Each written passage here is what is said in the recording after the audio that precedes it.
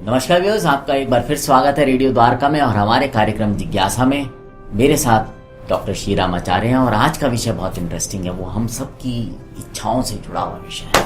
Doctor साहब, हम लोग कितना समझ लें, कितना ज्ञान ले लें, लेकिन है तो मनुष्य शरीर में ही है। इच्छाएं जो हमारी होती हैं अक्सर, वो कभी पूरी होती हैं, कभी नहीं होती। और जब नहीं होती तो हम दुखी हो जाते हैं। हमें दुख लगता है कि भाई ये तो हुआ नहीं।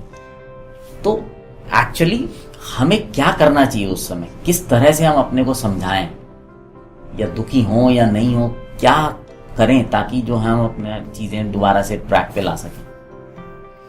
देखिए, जो हमारे दुखी होने का कारण है वो है कामनाओं की पूर्ति न होना। जैसा आपने बताया कि इच्छाएं पूरी नहीं होती तो हम दुखी होते हैं। तो इसीलिए भगवान ने कहा भी है, कामात क्रोधो भी जायते।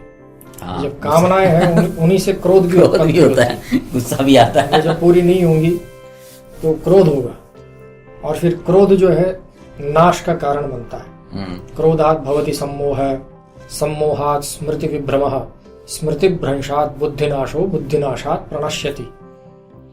तो अंत में नाश होना स्वाभाविक है। तो इसके निवारण के लिए हमें सदैव ज्ञान की शरण में जाना चाहिए।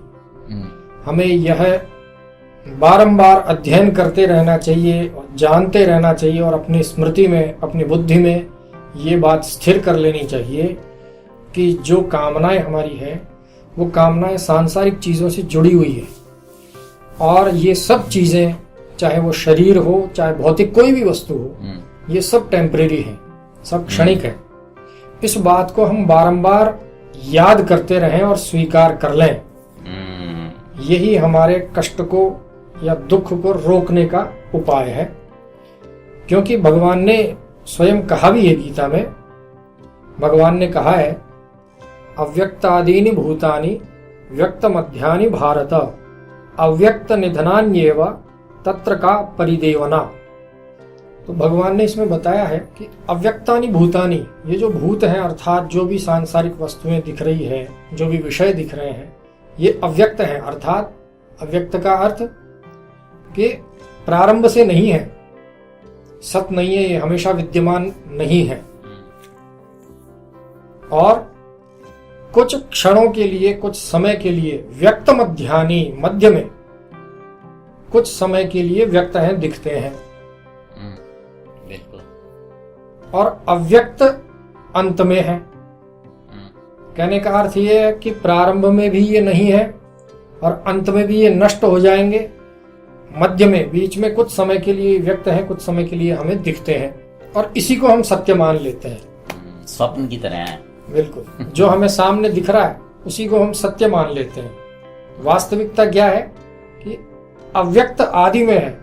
आदि में भी ये नहीं थे, प्रारंभ में भी ये नहीं थे, और अंत में भी ये नहीं रहेंगे। कुछ समय के लिए हमारे सामने हैं, व्यक्त हैं, दिख रहे हैं। उसी समय हमारी कामनाएं होती है, उसी समय हम इन्हें प्राप्त करना चाहते हैं, इन विषयों को, इस संसार को भोगना चाहते हैं।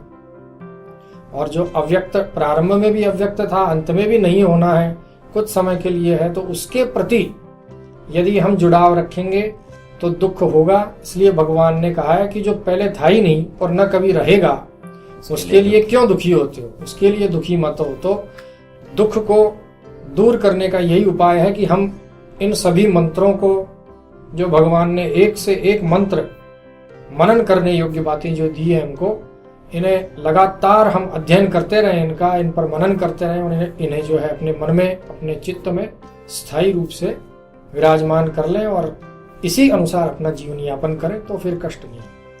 मतलब कुल मिला के बात जो ये है कि डॉक्टर साहब सब कुछ टेम्परेरी है। बिल्कुल, ये एक शाश्वत वाक्य है कि कुछ भी शाश्वत नहीं है। इस संसार में व्यक्त कहा गया है तो एकमात्र शरीरी अर्थात आत्मा को कहा गया है। वही आत्मा जो कि परमात्मा का अंश है। तो चूंकि परमात्मा ही शाश्वत है, उसका अंश आत्मा शाश्वत है, उसके अलावा सब कुछ टेम्परेरी है। तो व्यूअर्स, ये आपने सुना और बहुत ही अच्छी बात डॉक्टर साहब ने बताई। इसमें कुछ चीज़ें बहुत ही इंटरेस्टिंग है कि इसको, दुख को जानने के लिए आपको ज्ञान की शरण में जाना चाहिए। तो ज्ञान एक बहुत ज़रूरी चीज़ है। हमारे शास्त्रों में बहुत कुछ है, सिर्फ थोड़ा सा समय निकाल के प्रयास करने की जरूरत है, आपको सब चीजें उसमें मिल जाएंगी। अब आपसे विदा लेते हैं, बने रहें रेडियो द्वारका के साथ।